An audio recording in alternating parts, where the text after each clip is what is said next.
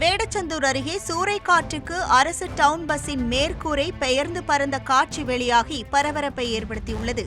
திண்டுக்கல் வடமதுரை அருகே உள்ள குருந்தம்பட்டியிலிருந்து திண்டுக்கல் நோக்கி அரசு மாநகர பேருந்து திருச்சி தேசிய நெடுஞ்சாலையில் சென்று கொண்டிருந்த போது திடீரென வீசிய காற்றில் பலத்த சத்தத்துடன் பேருந்தின் மேற்கூரை பெயர்ந்ததால் பயணிகள் அச்சமடைந்தனர். உடனடியாக ஓட்டுநர் பேருந்தை சாலையோரம் நிறுத்தியதால் விபத்து தவிர்க்கப்பட்டது. இந்த நிலையில் முறையான பராமரிப்பு இன்றி அரசு பேருந்து இயக்கப்பட்டதாக பொதுமக்கள் குற்றம் சாட்டியுள்ளனர்.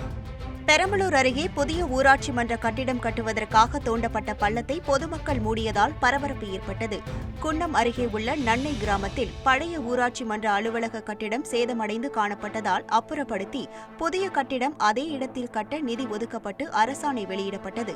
இந்த நிலையில் பழைய கட்டிடம் இருந்த பகுதியில் கட்டாமல் கோவில் மற்றும் தீமிதி திடல் அருகே புதிய கட்டிடம் கட்ட அதிகாரிகள் குழி தோண்டியுள்ளனர்.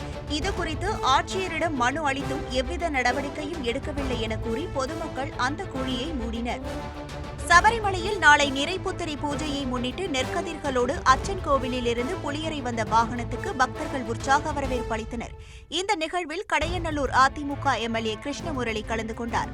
சபரிமலை ஐயப்பன் கோவிலில் ஒவ்வொரு ஆண்டும் மலையாள புத்தாண்டான சிங்கம் மாத பிறப்பதற்கு முன் கர்க்கடக மாதத்தில் புதிய நெல்கதிர்கள் வைத்து நிறைப்புத்திரி பூஜை செய்து அந்த நெல்கதிர்களை பக்தர்களுக்கு பிரசாதமாக வழங்குவது வழக்கம். அந்த வகையில் இந்த ஆண்டும் நிறைப்புத்திரி பூஜை நடைபெற்றது. ட்ரெண்ட ஃப்ரெண்ட் ஆக்கிக்கோங்க. தந்தி டிவியின் சப்ஸ்கிரைபர்ஸ் அண்ட் ஃபாலோவர்ஸ் குடும்பத்துல நீங்களும் இணையுங்க.